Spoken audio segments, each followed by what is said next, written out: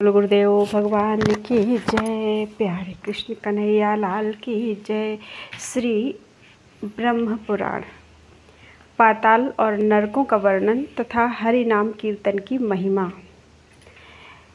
लोमहर्षण जी कहते हैं, मुनिवरों, इस प्रकार यह पृथ्वी का विस्तार बतलाया गया। इसकी ऊंचाई भी 70,000 योजन है। पृथ्वी के भीतर 7 तल है, जिनमें से प्रत्येक की ऊंचाई 10-10 हजार योजन की है। उन 7 तलों के नाम ये हैं: अतल, वितल, नितल, सुतल, तलातल, रसातल तथा पाताल।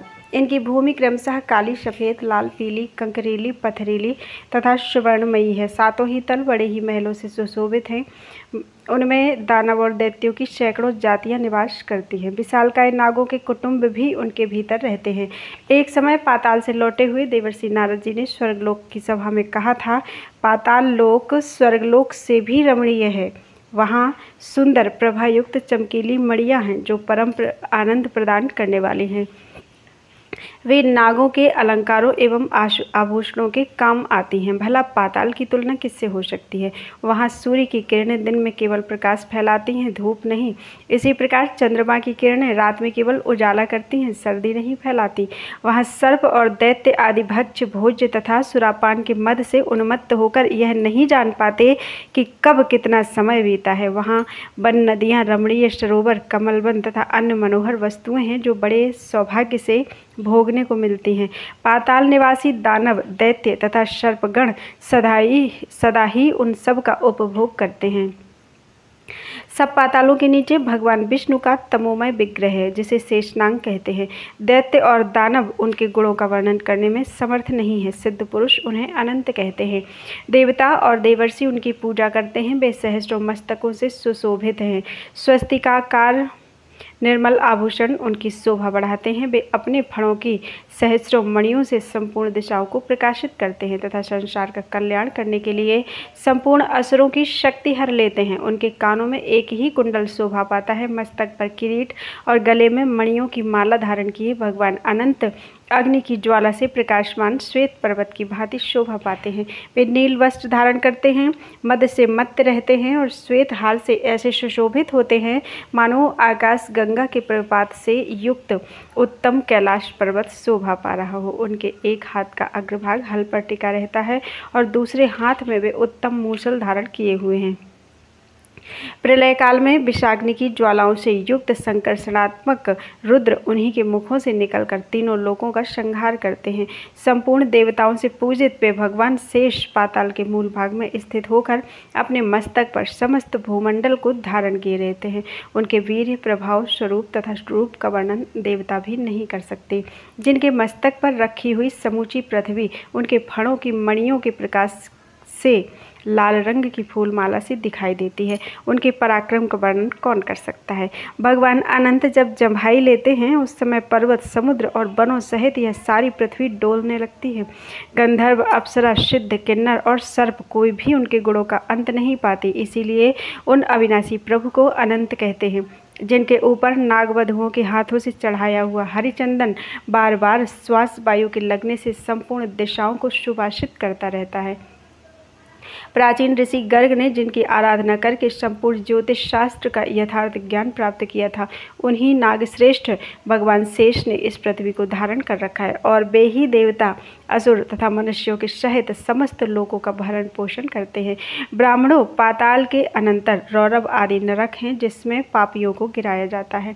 उन नरकों के नाम बतलाता हूँ, सुनो। रौरव, शौकर, रोध, तान, विशेषण, महाज्वाल, तप्त कुंभ, महालोभ, विमोहन, रुधिरांध, बसातप्त, क्रमीश, कृमिभोजन, असित पत्रवन, लालाभक्ष्य, पूयवह, बहनिज्वाल, अधाशिरा, संदंस, कृष्णसूत्र, तम, अवीचि, स्वभोजन तथा अप्रतिष्ठित इत्यादि बहुत से नरक हैं, जो अत्यंत भयंकर हैं।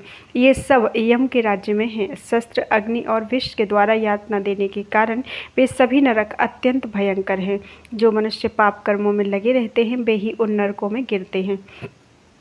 जो झूठी गवाही देता, पक्षपात पूर्वक बोलता है तथा असत्य भाषण करता है, वह मनुष्य रौरव नरक में पड़ता है। जो गर्भ के बच्चे की हत्या कराता है, गुरु के प्राण लेता है, गाय को मारता है तथा दूसरों के श्वास रोककर मार डालता है, वे सभी घोर रौरव नरक में गिरते हैं।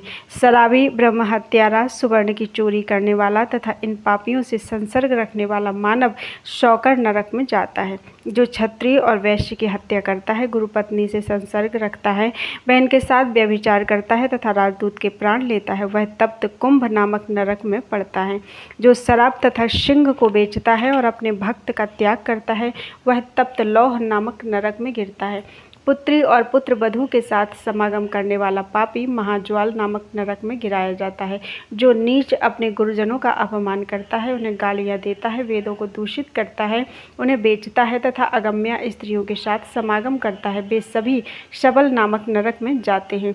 चोर तथा मर्यादा में कलंक लगाने वाला मनुष्य विमोह नामक नरक में गिरता है। देवताओं, द्विजों तथा पितरों से द्वेष रखने वाला एवं रत्न को दूषित करने वाला मनुष्य कृमि भक्ष नामक नरक में पड़ता है। जो दूषित यज्ञ करता और देवताओं, पितरों एवं अतिथियों को बिना दिए ही स्वयं खा लेता है, वह लाला भक्ष नामक नरक में, भयंकर नरक में जाता है। बाण बनाने वाला बेधक नाम के नरक में गिरता है। जो करणी नामक बाण तथा खड्ग आदि आयुधों का निर्माण करता है, वह अत्यंत भयंकर विषशन नामक नरक में गिराया जाता है। जो द्विज नीच प्रतिग्रह स्वीकार करता है, यज्ञ के अनधिकारियों से यज्ञ करवाता है तथा केवल नक्षत्र बताकर जीविका चलाता है, वह अधोमुख नामक नरक में जाता है। जो अकेला ही मिठाई खाता है, वह मनुष्य कृमिपूय नामक नरक में जाता है। लाख, मांस, रस, तिल और नमक बेचने वाला ब्राह्मण भी उसी नरक में पड़ता है। बिल्ली, मुर्गी, बकरा, कुत्ता, सुअर तथा चिड़िया पालने वाला भी कृमिपूय नरक में गिरता है। जो ब्राह्मण रंगमंच पर नाचकर जीविका चलाता है, नाव चलाता है, जारज मनुष्य का अन्न खाता है, दूसरों को जहर देता है, चुगली खाता है, भैंस से जीविका चलाता है, पर्व के दिन स्त्री संभोग करता है, दूसरों के घर में आग लगाता है, मित्रों की हत्या करता है, शकुन बताकर पैसे लेता है, गांव भर की पुरोहिती करता है तथा सोमरस बेचता है, वह रुधिरांध नामक नरक में गिरता है। भाई को मारने वाला और समूचे गांव को नष्ट करने वाला मनुष्य वैतरणी नदी में जाता है। जो वीर्यपान करते, मर्यादा तोड़ते, अपवित्र रहते और बाजीगरी से जीविका चलाते हैं, वे कृच्छ नामक नरक में गिरते हैं। जो अकारण ही जंगल कटवाता है, वह असिपत्र वन नामक नरक में जाता है। भेड़ के व्यापार से जीविका चलाने वाले और मृगों का वध करने वाले बहनिज्वाल नामक नरक में गिराए जाते हैं। जो व्रत का लोभ करने वाले तथा अपने आश्रम से भ्रष्ट हैं, वे दोनों ही संदंस नरक की यातना में पड़ते हैं। जो मनुष्य ब्रह्मचारी होकर दिन में सोते हैं और स्वप्न में वीर्यपात करते हैं तथा जो लोग अपने पुत्रों द्वारा पढ़ाए जाते हैं, वे स्वभोजन नामक नरक में गिरते हैं। ये तथा और भी सहस्रों नरक हैं, जिनमें पापी मनुष्य यातना में डालकर पीड़ित किए जाते हैं। ऊपर जो पाप गिनाए गए हैं, उनके अतिरिक्त दूसरे भी सहस्रों प्रकार के पाप हैं, जिनका फल नरक में पड़े हुए पापी जीव भोगते हैं। जो लोग मन, वाणी और क्रिया द्वारा अपने वर्ण और आश्रम के विपरीत आचरण करते हैं, वे नरकों में पड़ते हैं। नरक में पड़े हुए जीव नीचे मुँह करके लटका दिए जाते हैं और उसी अवस्था में वे स्वर्ग में सुख भोगने वाले देवताओं को देखते हैं। इसी प्रकार देवता भी उक्त अवस्था में पड़े हुए नरक के जीवों को देखते रहते हैं। ऐसा होने से उनकी धर्म के प्रति श्रद्धा और पाप के प्रति विरक्ति बढ़ती है। स्थावर, कीट, जलचर, पक्षी, पशु, मनुष्य, धर्मात्मा, देवता तथा मोक्ष प्राप्त महात्मा, ये क्रमशः एक से दूसरे सहस्र गुणे श्रेष्ठ हैं। महर्षियों ने पापों के अनुरूप प्रायश्चित भी बतलाए हैं। स्वयंभुव, मनु आदि स्मृतिकारों ने बड़े पाप के लिए बड़े और छोटे पाप के लिए छोटे प्रायश्चित बतलाए हैं। वे सब तपस्या रूप हैं। तपस्या रूप जो समस्त प्रायश्चित हैं, उन सब में भगवान श्री कृष्ण का निरंतर स्मरण श्रेष्ठ है। पाप कर लेने पर जिस पुरुष को उसके लिए पश्चाताप होता है, उसके लिए एक बार भगवान श्री हरि का स्मरण कर लेना ही सर्वोत्तम प्रायश्चित है। प्रातःकाल, रात्रि, संध्या तथा मध्याह्न आदि में भगवान नारायण का स्मरण करने वाला मनुष्य तत्काल पाप मुक्त हो जाता है। भगवान विष्णु के स्मरण और कीर्तन से समस्त क्लेश राशि के क्षीण हो जाने पर मनुष्य मुक्त हो जाता है। विप्रवरों, जप होम और अर्चन आदि के समय जिसका मन भगवान वासुदेव में लगा होता है वह तो मोक्ष का अधिकारी है। उसके लिए फल रूप से इंद्र आदि के पद की प्राप्ति विघ्न मात्र है। कहाँ तो जहाँ से पुनः लौटना पड़ता है ऐसे स्वर्गलोक में जाना, और कहाँ मोक्ष के सर्वोत्तम बीज वासुदेव मंत्र का जप, इनमें कोई तुलना नहीं है। इसलिए जो पुरुष रात दिन भगवान विष्णु का स्मरण करता है वह अपने समस्त पातकों का नाश हो जाने के कारण कभी नरक में नहीं पड़ता। एक ही वस्तु समय समय पर दुख, सुख, ईर्ष्या और क्रोध का कारण बनती है, अतः केवल दुख रूप वस्तु कहाँ से आई, वही वस्तु पहले प्रसन्नता का कारण होकर फिर दुख देने वाली बन जाती है, फिर वही क्रोध और प्रसन्नता का भी हेतु बनती है। इसलिए कोई भी वस्तु ना तो दुख रूप है ना सुख रूप। यह सुख और दुख आदि तो मन का विकार मात्र है। ज्ञान ही परब्रह्म का स्वरूप है और अज्ञान बंधन का कारण है। यह संपूर्ण विश्व ज्ञान स्वरूप है, ज्ञान से बढ़कर कुछ भी नहीं है। ब्राह्मणों, विद्या और अविद्या को भी ज्ञान रूप ही समझो। इस प्रकार मैंने तुमसे समस्त भूमंडल, पाताल, नरक, समुद्र, पर्वत, द्वीप, वर्ष तथा नदियों का संक्षेप से वर्णन किया। अब और क्या सुनना चाहते हो? बोलो वृंदावन बिहारी लाल की जय। ग्रहों तथा भुवः आदि लोकों की स्थिति, श्री विष्णु शक्ति का प्रभाव तथा शिशुमार चक्र का वर्णन। मुनियों ने कहा, महाभाग लोमहर्षण जी, अब हम भुवः आदि लोकों का, ग्रहों की स्थिति का तथा उनके परिमाण का यथार्थ वर्णन सुनना चाहते हैं, आप कृपा पूर्वक बतलाएं। रोमहर्षण जी बोले, सूर्य और चंद्रमा की किरणों से समुद्र, नदी और पर्वतों सहित जितने भाग में प्रकाश फैलता है उतने भाग को पृथ्वी कहते हैं। पृथ्वी विस्तृत होने के साथ ही गोलाकार है। पृथ्वी से 1,00,000 योजन ऊपर सूर्यमंडल की स्थिति है और सूर्यमंडल से 1,00,000 योजन दूर चंद्रमंडल स्थित है। चंद्रमंडल से 1,00,000 योजन ऊपर संपूर्ण नक्षत्र मंडल प्रकाशित होता है। नक्षत्र मंडल से 2,00,000 योजन ऊंचे बुध की स्थिति है। बुध से 2,00,000 योजन ऊपर शुक्र स्थित है। शुक्र से 2,00,000 योजन मंगल तथा मंगल से 2,00,000 योजन ऊंचे देवगुरु बृहस्पति स्थित हैं। बृहस्पति से 2,00,000 योजन ऊपर शनैश्चर हैं और उनसे 1,00,000 योजन ऊंचे सप्तऋषि मंडल स्थित हैं। सप्तऋषियों से 1,00,000 योजन ऊपर ध्रुव हैं जो समस्त ज्योतिर्मंडल के केंद्र हैं। ध्रुव से ऊपर महरलोक है जहाँ एक कल्प तक जीवित रहने वाले महात्मा पुरुष निवास करते हैं। उसका विस्तार 1 करोड़ योजन है। उसके ऊपर जनलोक है जिसका विस्तार 2 करोड़ योजन है। वहीं शुद्ध अंतःकरण वाले ब्रह्म कुमार, सनंदन आदि महात्मा वास करते हैं। जनलोक से ऊपर उससे 4 गुने विस्तार वाला तपोलोक स्थित है जहाँ शरीर रहित वैराज आदि देवता रहते हैं। तपोलोक से ऊपर सत्यलोक प्रकाशित होता है जो उससे 6 गुना बड़ा है। वहाँ सिद्ध आदि एवं मुनिजन निवास करते हैं। वह पुनर्जन्म एवं पुनर्मृत्यु का निवारण करने वाला लोक है। जहाँ तक पैरों से जाने योग्य पार्थिव वस्तु है उसे भूलोक कहा गया है। उसका विस्तार पहले बताया जा चुका है। भूमि और सूर्य के बीच में जो सिद्ध एवं मुनियों से सेवित प्रदेश है वह भूवर लोक कहा गया है। यही दूसरा लोक है। ध्रुव और सूर्य के बीच में जो 14,00,000 योजन विस्तृत स्थान है उसे लोक स्थिति का विचार करने वाले पुरुषों ने स्वर्ग लोक बतलाया है। भूः, भुवः और स्वः इन तीनों को त्रैलोक्य कहते हैं। विद्वान ब्राह्मण इन तीनों लोकों को कृतक यानी नाशवान कहते हैं। इसी प्रकार ऊपर के जो जन, तप और सत्य नामक लोक हैं वे तीनों अकृतक यानी अविनाशी कहलाते हैं। कृतक और कृतक के बीच में महरलोक है जो कृतकाकृतक कहलाता है। यह कल्पांत में जन शून्य हो जाता है किंतु नष्ट नहीं होता। ब्राह्मणों, इस प्रकार ये 7 महालोक बताए गए हैं। पाताल भी 7 ही हैं।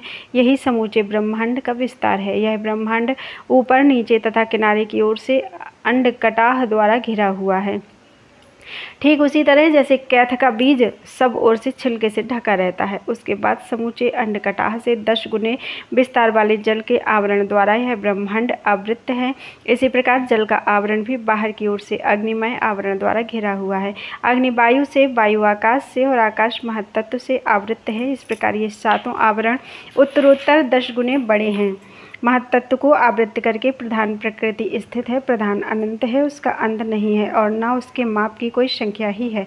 वह अनंत एवं असंख्यात बताया गया है। वही संपूर्ण जगत का उपादान है, उसे ही परा प्रकृति कहा गया है। उसके भीतर ऐसे ऐसे कोटि कोटि ब्रह्मांड स्थित हैं जैसे लकड़ी में आग और तिल में तेल व्याप्त रहता है। उसी प्रकार प्रधान अर्थात प्रकृति में चेतन पुरुष व्याप्त है। ये प्रकृति और पुरुष एक दूसरे के आश्रित होकर भगवान विष्णु की शक्ति से टिके हुए हैं। श्री विष्णु की शक्ति ही प्रकृति और पुरुष के पृथक एवं संयुक्त होने में कारण है। विप्रवरों, वही सृष्टि के समय प्रकृति में क्षोभ का कारण होती है। जैसे वायु जल के कणों से रहने वाली शीतलता को धारण करती है, उसी प्रकार भगवान विष्णु की शक्ति प्रकृति पुरुष रूप संपूर्ण जगत को धारण करती है। जैसे प्रथम बीज से मूल, तने और शाखा आदि सहित विशाल वृक्ष उत्पन्न होता है, फिर उस वृक्ष से अन्य अन्य बीज प्रकट होते हैं और उन बीजों से भी पहले ही जैसे वृक्ष उत्पन्न होते रहते हैं, उसी प्रकार पहले अव्याकृत प्रकृति से महत्तत्व आदि उत्पन्न होते हैं, फिर उनसे देवता आदि प्रकट होते हैं। देवताओं से उनके पुत्र और उनके पुत्रों से भी उनके पुत्र होते रहते हैं। जैसे एक वृक्ष से दूसरा वृक्ष उत्पन्न होकर पहले वृक्ष की कोई हानि नहीं होती, उसी प्रकार नूतन भूतों की सृष्टि से भूतों का ह्रास नहीं होता। जैसे समीपवर्ती होने मात्र से आकाश और काल आदि भी वृक्ष के कारण है, उसी प्रकार भगवान श्रीहरि स्वयं विकृत न होते हुए भी संपूर्ण विश्व के कारण होते हैं। जैसे धान के बीज में जड़, नाल, पत्ते, अंकुर, कांड, कोप, फूल, दूध, चावल, भूसी और कण सभी रहते हैं तथा अंकुरित होने के योग्य कारण सामग्री पाकर प्रकट हो जाते हैं, उसी प्रकार भिन्न भिन्न कर्मों में देव आदि सभी शरीर में स्थित रहते हैं तथा कारणभूत श्री विष्णु शक्ति का सहारा पाकर प्रकट हो जाते हैं। वे भगवान विष्णु परब्रह्म हैं, उन्हीं से यह संपूर्ण जगत उत्पन्न हुआ है। वे ही जगत स्वरूप हैं तथा उन्हीं में इस जगत का लय होता है। वे परब्रह्म और परम धाम स्वरूप हैं। सत और असत भी वे ही हैं, वे ही परम पद हैं। यह संपूर्ण चराचर जगत उनसे भिन्न नहीं है। वे ही अव्याकृत मूल प्रकृति और व्याकृत जगत स्वरूप हैं। यह सब कुछ उन्हीं में लय होता है और उन्हीं के आधार पर स्थित रहता है। वे ही क्रियाओं के कर्ता यानी यजमान हैं। उन्हीं का यज्ञों द्वारा यजन किया जाता है। यज्ञ और के फल भी वे ही हैं। युग आदि सब कुछ उन्हीं से प्रवृत्त होता है। उन श्रीहरि से भिन्न कुछ भी नहीं है। लोमहर्षण जी कहते हैं, आकाश में शिशुमार यानी गोह के आकार में जो भगवान का तारामय स्वरूप है, उसके पुच्छ भाग में ध्रुव की स्थिति है। ध्रुव एवं स्वयं अपने परिधि में भ्रमण करते हुए सूर्य, चंद्र आदि अन्य ग्रहों को भी घुमाते हैं। ध्रुव के घूमने पर उनके साथ ही समस्त नक्षत्र चक्र की भांति घूमने लगते हैं। सूर्य, चंद्रमा, तारे, नक्षत्र और ग्रह ये सभी वायुमयी डोरी से ध्रुव में बंधे हुए। शिशुमार के आकार का आकाश में जो तारामय रूप बताया गया है, उसके आधार परम धाम स्वरूप साक्षात भगवान नारायण हैं, जो शिशुमार के हृदय देश में स्थित हैं। देवता, असुर और मनुष्यों सहित यह संपूर्ण जगत भगवान नारायण के ही आधार पर टिका हुआ है। सूर्य 8 महीनों में अपनी किरणों द्वारा रसात्मक जल का संग्रह करते हैं और उसे वर्षा काल में वर्षा देते हैं। उस वृष्टि के जल से अन्न पैदा होता है और अन्न से संपूर्ण जगत का भरण पोषण होता है। सूर्य अपनी तीखी किरणों से जगत का जल लेकर उसके द्वारा चंद्रमा की पुष्टि करते हैं। धूम, अग्नि और वायु रूप मेघों में स्थापित किया हुआ जल अपभ्रष्ट नहीं होता, अतएव मेघों को अभ्र कहते हैं। वायु की प्रेरणा से मेघस्थ जल पृथ्वी पर गिरता है। नदी, समुद्र, पृथ्वी तथा प्राणियों के शरीर से निकला हुआ ये 4 प्रकार के जल सूर्य अपनी किरणों द्वारा ग्रहण करते हैं और उन्हीं को समय पर बरसाते हैं। इसके सिवा वे आकाश गंगा के जल को भी लेकर उसे बादलों में स्थापित किए बिना ही शीघ्र पृथ्वी पर वर्षा देते हैं। उस जल का स्पर्श होने से मनुष्य के पाप पंख धुल जाते हैं, जिससे वह नरक में नहीं पड़ता। यह दिव्य स्नान माना गया है। कृत्तिका आदि विषम नक्षत्रों में सूर्य के दिखाई देते हुए आकाश से जो जल गिरता है, उसे दिग्गजों द्वारा फेंका हुआ आकाश गंगा का जल समझना चाहिए। इसी प्रकार भरणी आदि सम संख्या वाले नक्षत्रों में सूर्य के दिखाई देते हुए आकाश से जो जल गिरता है, वह भी आकाश गंगा का ही जल है, जिसे सूर्य की किरणें तत्काल ले आकर बरसाती हैं। यह दोनों ही प्रकार का जल अत्यंत पवित्र और मनुष्यों का पाप दूर करने वाला है। आकाश गंगा के जल का स्पर्श दिव्य स्नान है। बादलों के द्वारा जो जल की वर्षा होती है, वह प्राणियों के जीवन के लिए सब प्रकार के अन्न आदि की पुष्टि करती है, अतः वह जल अमृत माना गया है। उसके द्वारा अत्यंत पुष्ट हुई सब प्रकार की औषधियाँ फलती, पकती एवं प्रजा उपयोग में लाती है। उन औषधियों से शास्त्रदर्शी मनुष्य प्रतिदिन विहित यज्ञों का अनुष्ठान करके देवताओं को तृप्त करते हैं। इस प्रकार यज्ञ, वेद, ब्राह्मण आदि वर्ण, संपूर्ण देवता, पशु, भूतगण तथा स्थावर जंगम रूप संपूर्ण जगत, ये सब वृष्टि के द्वारा ही धारण किए गए हैं। वृष्टि सूर्य के द्वारा होती है। सूर्य के आधार ध्रुव हैं। ध्रुव के शिशुमार चक्र तथा शिशुमार चक्र के आश्रय साक्षात भगवान नारायण हैं। वे शिशुमार चक्र के हृदय देश में स्थित हैं। वे ही संपूर्ण भूतों के आदि पालक तथा सनातन प्रभु हैं। मुनिवरों, इस प्रकार मैंने पृथ्वी, समुद्र आदि से युक्त ब्रह्मांड का वर्णन किया। अब और क्या सुनना चाहते हो? बोलो वृंदावन बिहारी लाल की जय।